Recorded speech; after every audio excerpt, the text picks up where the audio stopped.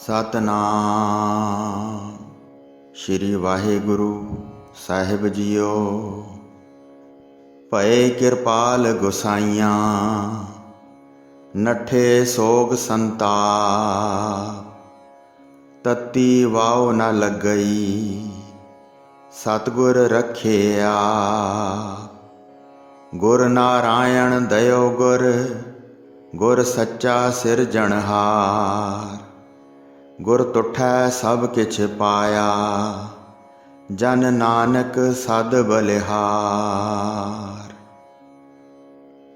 ਪਰਮ ਸਨਮਾਨਯੋਗ ਗੁਰੂ ਰੂਪ ਗੁਰੂ ਖਾਲਸਾ ਸਾਧ ਸੰਗਤ ਜੀ, ਵਾਹਿਗੁਰੂ ਜੀ ਕਾ ਖਾਲਸਾ, ਵਾਹਿਗੁਰੂ ਜੀ ਕੀ ਫਤਿਹ। ਚੱਲ ਰਹੇ ਲੜੀਵਾਰ ਪ੍ਰਸੰਗ ਧੰਨ ਧੰਨ ਸ਼੍ਰੀ ਗੁਰੂ ਹਰਿਕ੍ਰਿਸ਼ਨ ਸਾਹਿਬ ਜੀ ਮਹਾਰਾਜ ਜੀ ਦੇ ਅਧਿਆਇ 55ਵੇਂ ਵਿੱਚ ਅੱਜ ਆਪਾਂ ਸਿੱਖਾਂ ਦੇ 9ਵੇਂ ਗੁਰੂ ਬਾਰੇ ਸੰਗਤ ਵਿੱਚ ਵਿਚਾਰ ਦਾ ਪ੍ਰਸੰਗ ਸਰਵਣ ਕਰਾਂਗੇ। ਆਓ ਬੜੇ ਪ੍ਰੇਮ ਨਾਲ ਇਹ ਪ੍ਰਸੰਗ ਸਰਵਣ ਕਰੀਏ। ਸੰਮਤ 1721 ਚੇਤ ਸੁਦੀ 14 ਦਿਨ ਬੁੱਧਵਾਰ ਨੂੰ ਧੰਨ ਧੰਨ ਸ਼੍ਰੀ ਗੁਰੂ ਹਰਿਕ੍ਰਿਸ਼ਨ ਸਾਹਿਬ ਜੀ ਮਹਾਰਾਜ ਸੱਚਖੰਡ ਚਲੇ ਗਏ, ਜਿਹੜੇ ਸਤ ਸੰਗਤ ਨੂੰ ਬਹੁਤ ਪਿਆਰੇ ਸਨ। ਉਸ ਤੋਂ ਬਾਅਦ ਜਦ 3 ਦਿਨ ਬੀਤ ਗਏ ਤੇ ਸਾਰੇ ਮਸੰਦਾਤ ਮਿਲ ਕੇ ਇਕੱਠੇ ਹੋਏ ਤਾਂ ਸ਼੍ਰੀ ਗੁਰੂ ਹਰਿਕ੍ਰਿਸ਼ਨ ਜੀ ਦੇ ਫੁੱਲ ਚੁਗਣ ਵਾਸਤੇ ਗਏ। ਬੜੇ ਦੁਖੀ ਹੋ ਕੇ ਗੁਰੂ ਜੀ ਨੂੰ ਯਾਦ ਕਰ ਰਹੇ ਸਨ। ਬੜੀ ਚੰਗੀ ਤਰ੍ਹਾਂ ਫੋਲ ਕੇ ਫੁੱਲ ਲੱਭਦੇ ਰਹੇ, ਪਰ ਕੁਝ ਵੀ ਹੱਥ ਨਾ ਆਇਆ। ਸਾਰੀ ਰਾਖ ਨੂੰ ਫਰੋਲ ਕੇ ਹੈਰਾਨ ਰਹਿ ਗਏ। ਫਿਰ ਸਾਰੀ ਰਾਖ ਇਕੱਠੀ ਕਰਕੇ ਦਰਿਆ ਜਮਨਾ ਦੇ ਪਾਣੀ ਵਿੱਚ ਵਹਾ ਕੇ ਬੰਦਨਾ ਕੀਤੀ। ਗੁਰੂ ਜੀ ਸਾਰਿਆਂ ਦੇ ਬਹੁਤ ਪਿਆਰੇ ਸਨ। ਦਰਸ਼ਨ ਦੇ ਕੇ ਅਨੇਕਾਂ ਦੇ ਦੁੱਖ ਦੂਰ ਕਰ ਦਿੰਦੇ ਸਨ। ਗੁਰੂ ਜੀ ਵਿੱਚ ਇੰਨੀ ਸ਼ਕਤੀ ਸੀ ਕਿ ਜਿਵੇਂ ਚਾਹੁਣ ਉਸ ਤਰ੍ਹਾਂ ਹੀ ਕਰ ਸਕਦੇ ਸਨ, ਪਰ ਫਿਰ ਵੀ ਉਹ ਪ੍ਰਭੂ ਦੀ ਆਗਿਆ ਵਿੱਚ ਹੀ ਰਹੇ। ਉਹਨਾਂ ਵਾਸਤੇ ਦੁੱਖ ਮਨਾਉਣਾ ਕਿੱਥੇ ਬਣਦਾ ਹੈ। ਉਹ ਤਾਂ ਸੁਭਾਵਕ ਹੀ ਸਰੀਰ ਧਾਰ ਕੇ ਆਉਂਦੇ ਤੇ ਜਾਂਦੇ ਹਨ।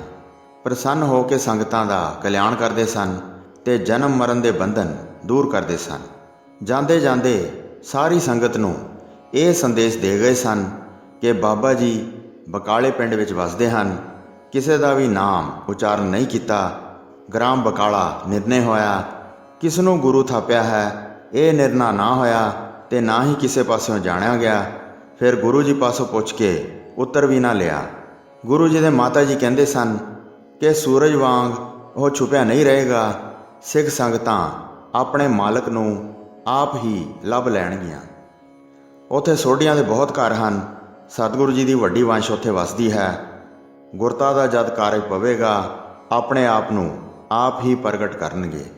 ਗੁਰੂ ਜੀ ਦੇ ਸੱਚਖੰਡ ਜਾਣ ਤੋਂ ਬਾਅਦ ਕਈ ਸਿੱਖ ਮਸੰਦ ਗੁਰੂ ਜੀ ਦੇ ਦਰਸ਼ਨ ਕਰਨ ਵਾਸਤੇ ਆਉਂਦੇ ਸਨ, ਪਰ ਗੁਰੂ ਜੀ ਨੂੰ ਉੱਥੇ ਨਾ ਪਾ ਕੇ ਉਹ ਆਪਣੇ ਉਪਹਾਰਾਂ ਨੂੰ ਫਿਰ ਵਾਪਸ ਲੈ ਕੇ ਚਲੇ ਜਾਂਦੇ ਸਨ।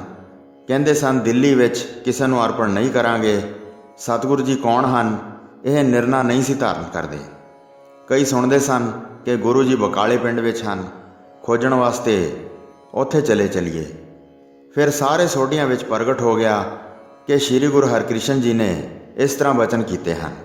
ਗੁਰੂ ਬਕਾਲੇ ਪਿੰਡ ਵਿੱਚ ਪ੍ਰਗਟ ਹਨ। ਉੱਥੇ ਹਜ਼ਾਰਾਂ ਸੰਗਤਾਂ ਚੱਲ ਕੇ ਆ ਰਹੀਆਂ ਹਨ। ਜਿੱਥੇ ਕਿੱਥੇ ਵੀ ਛੋਟੇ ਵੱਡੇ ਸੋਢੀ ਰਹਿੰਦੇ ਸਨ, ਉਹਨਾਂ ਨੇ ਜਾ ਕੇ ਬਕਾਲੇ ਪਿੰਡ ਵਿੱਚ ਵਾਸਾ ਕਰ ਲਿਆ। ਧਨ ਦੇ ਲੋਭ ਨਾਲ ਉਹ ਹਿਰਦੇ ਵਿੱਚ ਭਰਮਾਏ ਹੋਏ ਸਨ। ਗੁਰੂ ਬਣ ਕੇ ਬਕਾਲੇ ਪਿੰਡ ਵਿੱਚ ਆ ਗਏ। ਪ੍ਰਸੰਨ ਹੋ ਕੇ ਬਹੁਤ ਗੱਲਾਂ ਬਣਾਉਂਦੇ ਸਨ ਤੇ ਬਹੁਤ ਮਸੰਦਾਂ ਨੂੰ ਆਪਣੇ ਪੱਖੀ ਬਣਾਉਂਦੇ ਸਨ। ਮਸੰਦਾਂ ਨੂੰ ਬਹੁਤ ਕੀਮਤੀ ਪੁਸ਼ਾਕਾਂ ਦਿੰਦੇ ਸਨ ਤੇ ਜਿਵੇਂ ਕਿਵੇਂ ਕਰਕੇ ਆਪਣੇ ਘਰ ਬੁਲਾਉਂਦੇ ਸਨ ਤੇ ਬਹੁਤ ਧਨ ਦੇਣ ਬਾਰੇ ਕਹਿੰਦੇ ਸਨ। ਭੈੜੇ ਚਾਲਿਆਂ ਵਾਲੇ ਉਹਨਾਂ ਦੇ ਅੱਗੇ ਬਹੁਤ ਨਿਮਾਣੇ ਬਣ ਜਾਂਦੇ ਸਨ। ਮਸੰਦਾਂ ਨੂੰ ਕਹਿੰਦੇ ਸਨ, ਸੰਗਤ ਵਿੱਚ ਮੇਰੀ ਮਹਿਮਾ ਕਰੋ, ਇਹੋ ਹੀ ਗੁਰੂ ਜੀ ਹਨ, ਹੋਰ ਕੋਈ ਨਹੀਂ। ਜਿਵੇਂ ਕਿਵੇਂ ਕਰਕੇ ਸਾਡੇ ਪਾਸ ਲੈ ਕੇ ਆਓ। ਜੋ ਧਨ ਚੜ੍ਹੇਗਾ ਇਸ ਵਿੱਚੋਂ ਅੱਧਾ ਤੁਸੀਂ ਲੈ ਜਾਣਾ। ਜੇ ਇੰਨੇ ਵਿੱਚ ਵੀ ਤੁਸੀਂ ਰਾਜ਼ੀ ਨਹੀਂ ਹੋ ਤਾਂ ਸਾਰਾ ਧਨ ਤੁਸੀਂ ਲੈ ਲੈਣਾ। ਸਾਨੂੰ ਧਨ ਦੀ ਕੋਈ ਚਾਹਤ ਨਹੀਂ ਹੈ। ਜੇ ਆਪਣੇ ਹੱਥ ਨਾਲ ਦਿਓਗੇ ਤਾਂ ਉਹ ਆਪਣੇ ਘਰ ਵਿੱਚ ਵਰਤਾਂਗੇ। ਮਸੰਦਾਂ ਦੇ ਅਧੀਨ ਬਣ ਗਏ। ਇਤਿਆਦਿਕ ਗੱਲਾਂ ਕਹਿ ਕੇ ਬਹੁਤ ਨਿਮਾਣੇ ਹੋ ਗਏ। ਇਸ ਰੀਤੀ ਨਾਲ ਲੋਕਾਂ ਨੂੰ ਖਿੱਚਣ ਦਾ ਯਤਨ ਕਰਦੇ ਸਨ। ਗੁਰੂ ਬਣਨ ਵਾਸਤੇ ਚਿੱਤ ਵਿੱਚ ਬਹੁਤ ਪ੍ਰਸੰਨ ਹੁੰਦੇ ਸਨ। ਪਹਿਲਾਂ ਜਿਹੜਾ ਧਨ ਘਰ ਵਿੱਚ ਜੋੜ ਰੱਖਿਆ ਸੀ ਉਸ ਨੂੰ ਖਰਚਦੇ ਸਨ ਤੇ ਵਧੀਆ ਵਸਤਰ ਅਤੇ ਸ੍ਰੇਸ਼ਟ ਵਸਤੂ ਦਿੰਦੇ ਸਨ। ਜਦ ਸਾਰੇ ਸੋਢੀ ਇਸ ਤਰ੍ਹਾਂ ਦੀਨ ਹੋ ਗਏ ਤਾਂ ਸਾਰੇ ਮਸੰਦ ਬਹੁਤ ਘਮੰਡੀ ਹੋ ਗਏ। ਮਸੰਦ ਇਸ ਤਰ੍ਹਾਂ ਨਿਰਭੈ ਹੋ ਕੇ ਵਿਚਰਨ ਲੱਗੇ।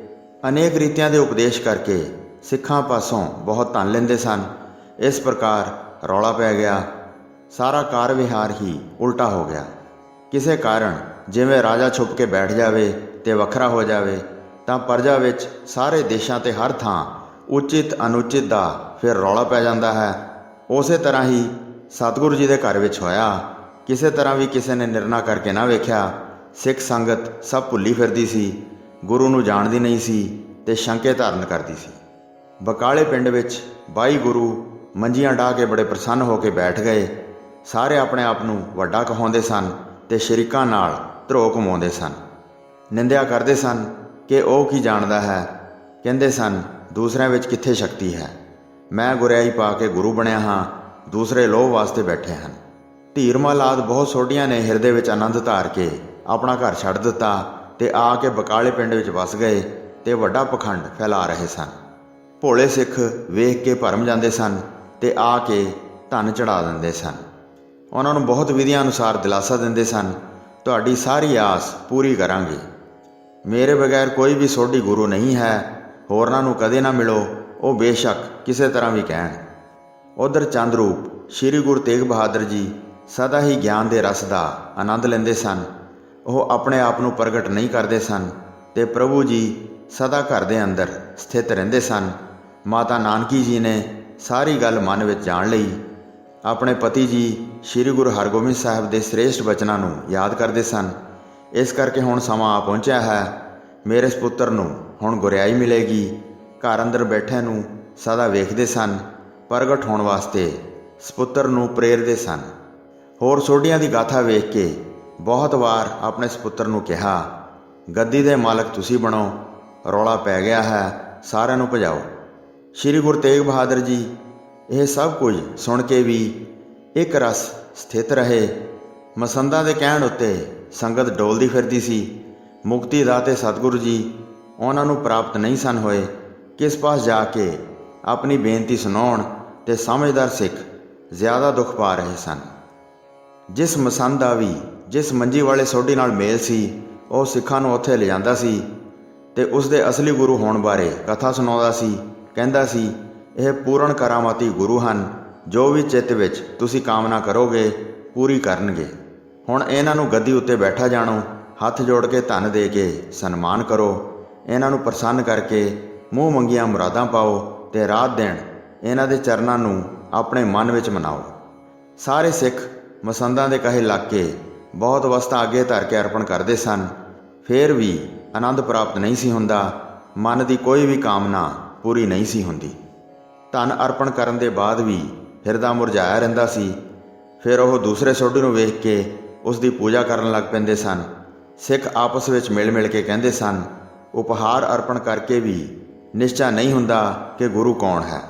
ਇਸ ਤਰ੍ਹਾਂ ਸਭ ਸੋਢੀ ਬਕਾਲੇ ਵਿੱਚ ਆ ਗਏ। ਵਿਸ਼ਾਲ ਮੰਜੀਆਂ ਡਾਹ ਕੇ ਬੈਠ ਗਏ।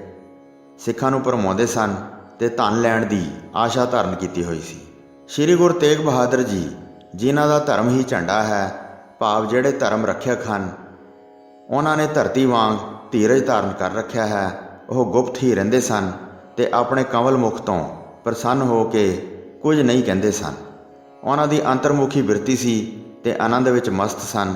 ਕਿਸੇ ਨੇ ਵੀ ਉਹਨਾਂ ਨੂੰ ਕਿਸੇ ਵਿਧੀ ਅਨੁਸਾਰ ਨਾ ਜਾਣਿਆ। ਕਦੀ ਕਦੀ ਘੋੜੇ ਤੇ ਚੜ੍ਹ ਕੇ ਜਾਂਦੇ ਸਨ। ਤਦ ਕਈ ਸਿੱਖ ਉਹਨਾਂ ਦੇ ਦਰਸ਼ਨ ਪਾਉਂਦੇ ਸਨ। ਮਨ ਵਿੱਚ ਉਹਨਾਂ ਦੀ ਮਹਿਮਾ ਨਹੀਂ ਸਨ ਜਾਣਦੇ। ਸਾਰੇ ਸੋਢੀਆਂ ਨੂੰ ਬਰਾਬਰ ਹੀ ਜਾਣਦੇ ਸਨ। ਗੁਰੂ ਭਗਵਾਨ ਜੀ ਸਦਾ ਇਕਾਂਤ ਵਿੱਚ ਰਹਿੰਦੇ ਸਨ ਤੇ ਆਪਣਾ ਮਤ ਨਹੀਂ ਸੀ ਵਿਖਾਉਂਦੇ। ਜਦ ਕਾਫੀ ਸਮਾਂ ਇਸ ਤਰ੍ਹਾਂ ਬਤੀਤ ਹੋਇਆ ਤੇ ਸੋਢੀ ਇਕੱਠੇ ਹੋ ਕੇ ਸਿੱਖ ਸਮੂਹ ਨੂੰ ਠੱਗ ਰਹੇ ਸਨ। ਗੁਰੂ ਤੇਗ ਬਹਾਦਰ ਜੀ ਦੇ ਜਿਹੜੇ ਮਾਤਾ ਨਾਨਕੀ ਜੀ ਸਨ, ਉਹ ਸਭ ਵਿਧੀਆਂ ਅਨੁਸਾਰ ਬਹੁਤ ਸਿਆਣੇ ਸਨ। ਉਹਨਾਂ ਨੇ ਸ਼੍ਰੀ ਗੁਰੂ ਹਰਗੋਬਿੰਦ ਜੀ ਦਾ ਬਹੁਤ ਬਿਰਤਾਂਤ ਵੇਖਿਆ ਸੀ। ਗੁਰੂ ਜੀ ਦੀ ਦੀਰਘ ਦ੍ਰਿਸ਼ਟੀ ਸੀ ਤੇ ਸ੍ਰੇਸ਼ਟ ਵੱਡਾ ਜਸ ਸੀ। ਮਾਤਾ ਨਾਨਕੀ ਜੀ ਸ਼੍ਰੀ ਗੁਰੂ ਤੇਗ ਬਹਾਦਰ ਜੀ ਵਿੱਚ ਉਹ ਸਾਰੇ ਗੁਣ ਵੇਖ ਰਹੇ ਸਨ। ਮਾਤਾ ਨਾਨਕੀ ਜੀ ਨੇ ਸ਼੍ਰੀ ਗੁਰੂ ਹਰਗੋਬਿੰਦ ਜੀ ਦਾ ਇਹ ਬਚਨ ਸੁਣਿਆ ਹੋਇਆ ਸੀ ਕਿ ਤੁਹਾਡਾ ਪੁੱਤਰ ਜੱਗ ਵਿੱਚ ਬੜਾ ਭਾਰੀ ਗੁਰੂ ਹੋਵੇਗਾ, ਜਿਸ ਦੇ ਘਰ ਵੱਡੇ ਜਸ ਵਾਲਾ ਪੁੱਤਰ ਜਨਮ ਲਵੇਗਾ। ਇਸ ਤਰ੍ਹਾਂ ਮਾਤਾ ਜੀ ਮਨ ਵਿੱਚ ਯਾਦ ਕਰ ਕਰ ਦਿਨ ਰਾਤ ਚਿੰਤਾ ਵਿੱਚ ਡੁੱਬੇ ਰਹਿੰਦੇ ਸਨ। ਸਿੱਖ ਸੰਗਤ ਸ਼ੰਕਿਆ ਵਿੱਚ ਡੋਲ ਰਹੀ ਸੀ, ਨਾ ਥਿਰਤਾ ਪਾਉਂਦੀ ਸੀ ਤੇ ਨਾ ਕੁਝ ਬੋਲਦੀ ਸੀ। ਬਹੁਤ ਵਿਚਾਰ ਕਰਕੇ ਇੱਕ ਦਿਨ ਮਾਤਾ ਜੀ ਆਪਣੇ ਸਪੁੱਤਰ ਜੀ ਦੇ ਪਾਸ ਗਏ, ਜਿਹੜੇ ਸੁੱਖ ਵਿੱਚ ਰੰਗੇ ਹੋਏ ਸਨ। ਪਾਸ ਬੈਠ ਕੇ ਮਿੱਠੇ ਬਚਨ ਕੀਤੇ ਤੇ ਆਪਣੇ ਸਪੁੱਤਰ ਨੂੰ ਮਹਾਨ ਸ੍ਰੇਸ਼ਟ ਮੱਤ ਦੇ ਕੇ ਸਮਝਾਉਣ ਲੱਗੇ, ਹੇ ਪੁੱਤਰ ਜੀ, ਤੁਸੀਂ ਜੱਗ ਵਿੱਚ ਗੁਰੂ ਅਵਤਾਰ ਹੋ, ਮੈਂ ਚੰਗੀ ਤਰ੍ਹਾਂ ਨਿਰਧਾਰ ਕੇ ਜਾਣਿਆ ਹੈ। ਤੁਸੀਂ ਇੱਕ ਸੂਰਜ ਵਾਂਗ ਹੋ, ਤੁਹਾਡੇ ਦਰਸ਼ਨ ਬਗੈਰ ਸਾਰੇ ਸਿੱਖ ਵੱਡੇ ਹਨੇਰੇ ਦੇ ਸ਼ੰਕੇ ਭਟਕ ਰਹੇ ਹਨ। ਕੋਈ ਵੀ ਨਿਸ਼ਚਾ ਰੂਪੀ ਪ੍ਰਕਾਸ਼ ਨਹੀਂ ਪਾਉਂਦਾ ਹੈ। ਤਾਰੇ ਰੂਪੀ ਤੁਹਾਡੇ ਸ਼ਰੀਕ ਚਮਕ ਰਹੇ ਹਨ। ਧੀਰਮਲ ਹੁਣ ਚੰਦ ਵਾਂਗ ਬਣਿਆ ਹੈ, ਆਪਣਾ ਵੱਡਾ ਪ੍ਰਕਾਸ਼ ਵਿਖਾ ਰਿਹਾ ਹੈ। ਕਮਲ ਰੂਪੀ ਸਿੱਖ ਖਿੜਦੇ ਨਹੀਂ ਹਨ, ਜਿਨ੍ਹਾਂ ਵਿੱਚ ਸ਼ਾਂਤੀ ਸੁੱਖ ਰੂਪ ਰਸ ਨਹੀਂ ਹੈ। ਉਹਨਾਂ ਦੇ ਪਾਸ ਬਹੁਤ ਸੰਗਤਾਂ ਆਉਂਦੀਆਂ ਹਨ, ਪਰ ਉਹ ਭੌਰੇ ਵਾਂਗ ਕਿਵੇਂ ਸੁੱਖ ਪਾਉਣ। ਸੰਤ ਰੂਪੀ ਚੱਕਵੇ ਬਿਰਹਾ ਕਰਕੇ ਦੁਖੀ ਹਨ, ਤੁਹਾਨੂੰ ਵੇਖਣ ਤੋਂ ਬਗੈਰ ਉਹ ਸੁਖੀ ਨਹੀਂ ਹੋ ਸਕਦੇ। ਆਪ ਜੀ ਦੇ ਛੁਪਣ ਕਰਕੇ ਰਾਤ ਪੈ ਗਈ ਹੈ। ਸਿੱਖ ਮਾਰਗ ਤੇ ਕਿਵੇਂ ਚੱਲਣਗੇ? ਗੁਰਤਾ ਗੱਦੀ ਮਹਾਨ ਰੱਥ ਹੈ, ਜਿਸ ਉੱਤੇ ਆਪ ਸੂਰਜ ਬਿਰਾਜਦਾ ਹੈ। ਆਪ ਜੀ ਦਾ ਭਲਾ ਪ੍ਰਕਾਸ਼ ਪਾ ਕੇ ਸਾਰੀ ਸੰਗਤ ਸਿੱਖੀ ਦੇ ਮਾਰਗ ਉੱਤੇ ਚੱਲੇ। ਤੁਹਾਨੂੰ ਕਿਵੇਂ ਇਸ ਤਰ੍ਹਾਂ ਬਣ ਆਉਂਦੀ ਹੈ? ਲੱਖਾਂ ਮਨੁੱਖਾਂ ਦਾ ਤੁਸੀਂ ਸਦਾ ਹੀ ਆਸਰਾ ਹੋ। ਆਪਣੀ ਮਾਤਾ ਜੀ ਦੇ ਸੁਹਾਵਣੇ ਬਚਨ ਸੁਣ ਕੇ ਗੁਰੂ ਜੀ ਨੇ ਸਿਰ ਨਿਵਾ ਕੇ ਵੰਦਨਾ ਕੀਤੀ। ਕਿਸੇ ਤਰ੍ਹਾਂ ਵੀ ਕੋਈ ਉੱਤਰ ਨਾ ਦਿੱਤਾ ਤੇ ਇੱਕ ਰਸ ਅੰਤਰ ਬਿਰਤੀ ਧਾਰਨ ਕਰ ਲਈ। ਮਾਤਾ ਨਾਨਕੀ ਜੀ ਆਪਣੇ ਸਪੁੱਤਰ ਦੇ ਮਨ ਦੀ ਸਾਰੀ ਗੱਲ ਜਾਣ ਗਏ ਕਿ ਇਹਨਾਂ ਦੀ ਪ੍ਰਗਟ ਹੋਣ ਦੀ ਇੱਛਾ ਨਹੀਂ ਹੈ। ਹਿਰਦੇ ਵਿੱਚ ਬਹੁਤ ਵਿਚਾਰਾਂ ਕੀਤੀਆਂ। ਜਿਵੇਂ ਗੁਰੂ ਬਣ ਕੇ ਬੈਠਣ, ਉਸ ਤਰ੍ਹਾਂ ਹਿਰਦੇ ਵਿੱਚ ਧਾਰ ਰਹੇ ਸਨ।